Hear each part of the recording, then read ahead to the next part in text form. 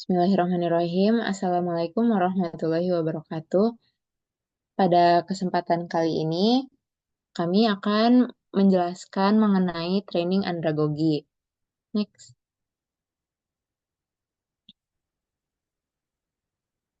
Kelompok kami terdiri dari Ulia Salwa Sabiha dengan NPM 015, Alda Nur Sadrina yaitu saya sendiri dengan NPM 026, dan Haifa Dinda Safia Idris dengan NPM 030. Next. Dalam pelatihan andragogi, fasilitator memiliki 4 peran, yaitu sebagai yang pertama narasumber, kedua dinamisator, ketiga motivator, dan keempat fasilitator. Sebagai narasumber, fasilitator bertugas untuk memberikan informasi, pengetahuan, atau wawasan kepada peserta. Mereka membawa informasi yang relevan dan mendalam yang dapat menambah pemahaman peserta mengenai topik yang dibahas. Kemudian, sebagai dinamisator, fasilitator menjaga alur kegiatan tetap dinamis dan menarik. Mereka mendorong partisipasi aktif dan menciptakan suasana yang mendukung interaksi serta kerjasama di antara peserta. Sebagai motivator, fasilitator memberikan dorongan dan semangat kepada peserta untuk aktif terlibat, mengeksplorasi ide-ide baru, dan mencapai tujuan bersama. Mereka membantu membangun rasa percaya diri dan antusiasme dalam kelompok. Kemudian terakhir, sebagai fasilitator itu sendiri, mereka menyediakan ruang bagi peserta untuk belajar, diskusi, dan solusi secara mandiri. Fasilitator menciptakan lingkungan yang inklusif dan nyaman sehingga setiap peserta merasa didengar dan mampu mengembangkan potensi mereka. Peran-peran ini menunjukkan pentingnya fasilitator dalam mendorong proses pembelajaran dan kerjasama yang efektif.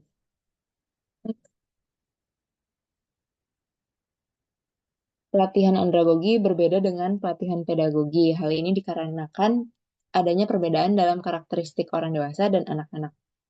Beberapa karakteristik orang dewasa yaitu ada self-direction, time orientation, experience, dan lebih sulit berkonsentrasi. Self-direction ini menunjukkan bahwa orang dewasa cenderung mengatur dirinya sendiri dan tidak mau diatur oleh orang lain. Untuk mengatasi ini, ada baiknya untuk dibuat kontrak belajar yang dibuat berdasarkan musyawarah mufakat antara pelatih atau trainer dan peserta atau trainee. Kemudian time orientation ini, orang yang dewasa itu cenderung belajar untuk kebutuhan masa kini, tidak seperti anak-anak yang belajar untuk kebutuhan masa depannya. Kemudian experience, orang dewasa memiliki pengalaman yang berbeda-beda, baik dalam belajar, dalam bekerja, dan kehidupan. Karena adanya perbedaan experience ini, tentu saja akan ada perbedaan pendapat. Dan ini tidak apa-apa karena dalam sebuah pelatihan andragogi, semua orang adalah warga belajar.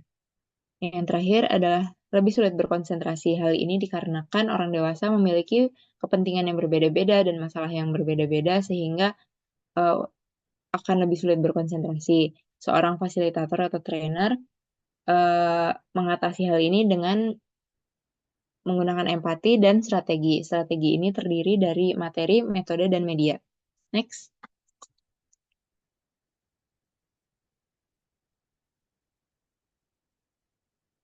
Ada beberapa metodologi pelatihan andragogi yang bisa disingkat sebagai RAM to Fame. Metodologi RAM to Fame ini dirancang untuk mengoptimalkan pembelajaran bagi orang dewasa melalui beberapa prinsip utama. Yang pertama, resensi. Dimulai dengan mereview informasi penting yang relevan, metode ini mengaitkan materi baru dengan pengalaman peserta sehingga lebih mudah dipahami dan diingat. Appropriateness. Materi dan metode disesuaikan dengan kebutuhan dan konteks peserta sehingga mereka merasa materi yang disampaikan benar-benar relevan dengan situasi mereka. Kemudian motivation. Menggali motivasi peserta untuk terlibat aktif, memberikan dorongan dan alasan yang kuat agar mereka merasa memiliki tujuan dan manfaat dari pelatihan. Primacy menyajikan informasi penting di awal pelatihan, sehingga peserta mendapatkan dasar yang kuat sebelum melanjutkan ke konsep yang lebih kompleks.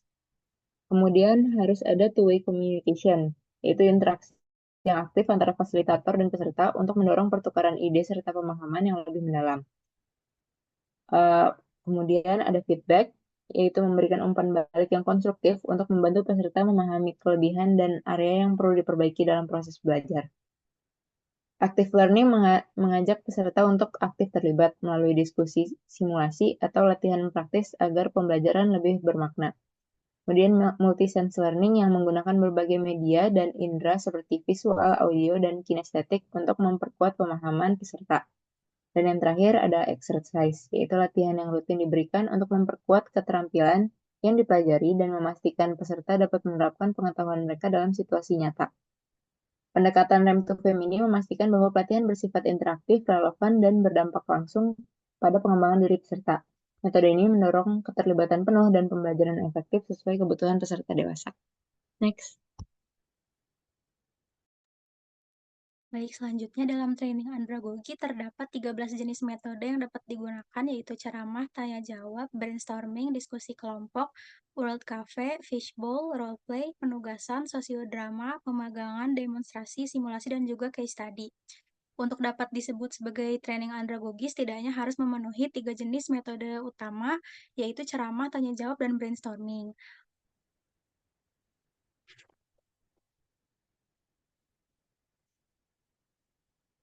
Kemudian dalam memilih metode yang harus digunakan, terdapat beberapa pertimbangan yang harus diperhatikan. Yang pertama adalah tujuan.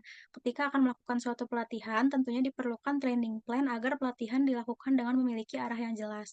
Training plan dapat dibuat dengan mengacu pada aspek pengetahuan atau kognitif, aspek sikap atau afektif, dan juga aspek keterampilan atau psikomotorik. Berdasarkan training plan, dapat diketahui aspek apa yang dominan untuk dicapai. Apabila lebih fokus pada aspek pengetahuan, dapat memilih metode seperti ceramah.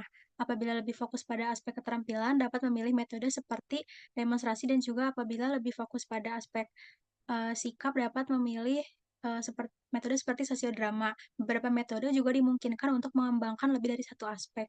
Pertimbangan yang kedua adalah waktu, di mana pemilihan jenis metode harus disesuaikan dengan waktu yang tersedia supaya penggunaan waktunya lebih efisien. 1 jam pelatihan andragogi biasanya selama 45 menit, dan dalam sehari maksimal terdapat 10-12 jam pelatihan. Pertimbangan selanjutnya adalah kompetensi trainer, di mana seorang trainer harus mengetahui kompetensi dirinya dalam memilih metode training, karena apabila memilih metode training yang kurang sesuai dengan kompetensi, maka trainer berpotensi untuk menyesatkan peserta. Kemudian pertimbangan selanjutnya adalah karakteristik peserta, di mana seorang trainer harus memperhatikan kompetensi pesertanya, terutama dari segi latar belakang pendidikan, agar training dapat diberikan melalui jenis metode yang lebih mudah dipahami oleh peserta. Pertimbangan selanjutnya adalah culture, di mana trainer harus memperhatikan budaya atau situasi dan kondisi yang ada pada peserta. Pertimbangan yang terakhir adalah fasilitas, di mana trainer harus memperhatikan apakah fasilitas yang tersedia itu memungkinkan untuk penggunaan jenis-jenis metode tertentu. Boleh dilanjut?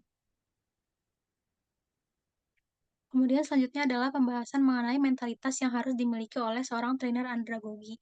Yang pertama adalah senang melihat orang lain berkembang, di mana mentalitas ini akan membuat trainer menjadi lebih bersemangat dan tulus dalam memberikan pelatihan dalam upaya membantu peserta untuk mencapai potensi penuhnya. Dan pada akhirnya akan membuat pembelajaran menjadi lebih bermakna dan efektif. Kemudian mentalitas lainnya merupakan hasil rangkuman dari pendapat teman-teman mahasiswa di kelas. Selanjutnya adalah kemampuan komunikasi dua arah yang baik, kreatif, dan juga apresiatif. Seorang trainer yang kreatif dan apresiatif dapat merancang pembelajaran yang menarik dan menghargai setiap kontribusi dari peserta. Apabila dipadukan dengan kemampuan komunikasi yang baik, maka dapat membantu peserta merasa lebih didengarkan, meningkatkan rasa percaya diri peserta, dan juga membuat peserta lebih berani berpartisipasi aktif dalam proses belajar. Kemudian mentalitas selanjutnya adalah berpemikiran terbuka, adaptif dan selalu mau belajar.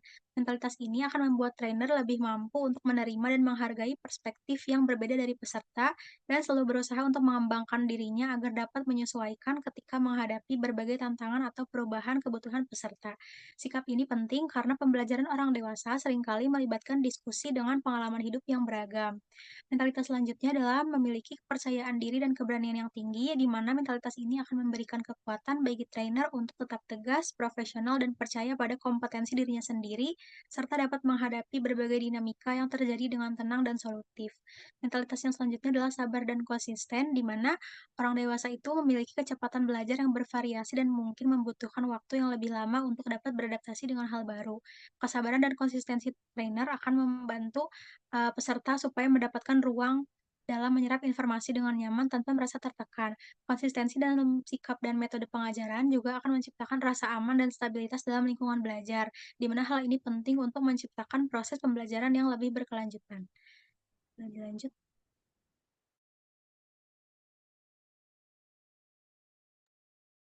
Baik, selanjutnya saya izin menyebutkan kembali empat periode fasilitator, yaitu motivator, edukator, narasumber, dan juga fasilitator itu sendiri. Selanjutnya, langkah yang perlu dilakukan sebelum fasilitasi yaitu menyiapkan topik atau pokok bahasan, memahami tujuan dari pokok bahasan tersebut, kemudian juga menentukan metode, menentukan media, menentukan waktu atau durasi, dan juga trainer perlu mengetahui proses atau langkah-langkah penyajian dan ditutup dengan evaluasi. Selanjutnya, terdapat prinsip penyajian training yang mana meliputi kesiapan fasilitator, penguasaan materi dari fasilitator, penguasaan penguasaan proses dan juga langkah-langkah yang sistematis, dan juga penggunaan style diri sendiri yang genuine dan bahasa yang formal. Kemudian trainer juga perlu melakukan ketepatan penggunaan media dan juga tujuan yang jelas dengan terdapat sasaran yang dicapai. Dan selain dari prinsip penyajian, diperlukan juga hal-hal yang diperhatikan seperti penggunaan bahasa komunikatif, ada kontrol atau pengendalian diri, dan juga merangkul GPK atau gerakan pengacau kelas.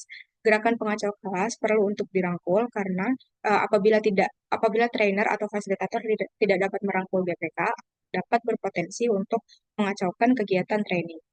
Kemudian trainer juga perlu untuk memiliki rasa percaya diri, berlaku wajar, memberi inovasi pada peserta, dan bisa mengatur tempo, yang mana durasi ini sudah ditentukan sebelumnya, dan juga menggunakan bahasa tubuh yang tepat. Kemudian, langkah yang dilakukan dalam memfasilitasi terdapat 3 step. Yang pertama, menjelaskan pokok bahasan dan juga menyajikan media. Di sini, trainer memberikan pokok bahasan yang sudah disesuaikan sebelumnya melalui media yang telah ditentukan, misalnya video, PPT, dan juga gambar. Kemudian, step selanjutnya menggali pendapat dan juga mengaitkan pendapat dengan kehidupan nyata. Di sini prinsip frame to frame digunakan di mana peserta dapat melakukan brainstorming dan juga two-way communication. Peserta dapat mengimplementasikan hasil dari yang sudah dipelajari melalui training dengan kehidupan nyata. Kemudian step terakhir yaitu mengulas atau mengubah atau menjelaskan pokok bahasan dan juga pendapat. Selanjutnya, terdapat tipe atau layout ruangan yang digunakan dalam pelatihan andragogi. Yang mana tipe yang sangat disarankan yaitu tipe U-shape, karena fasilitator dapat secara leluasa membangun suasana kelas. Penggunaan meja dalam pelatihan andragogi juga tidak begitu diperlukan karena membatasi ruang gerak peserta. Terdapat salah satu tipe lain yang sering digunakan yaitu tipe classical classroom, akan tetapi tipe ini tidak disarankan karena dapat menyulitkan pergerakan fasilitator dalam memberikan pelatihan dan juga menyulitkan seluruh peserta untuk melakukan. Tipe classical classroom ini biasanya ditemukan pada sekolah atau perguruan tinggi di mana fasilitator dan peserta saling berhadapan. Selain itu, beberapa metode tertentu juga membutuhkan ruang diskusi sehingga model tempat duduk yang tepat dan mendukung proses diskusi secara kelompok adalah Tautiko. Sekian yang dapat kami sampaikan mengenai training andragogi. Kurang lebihnya mohon maaf. Terima kasih. Wassalamualaikum warahmatullahi wabarakatuh.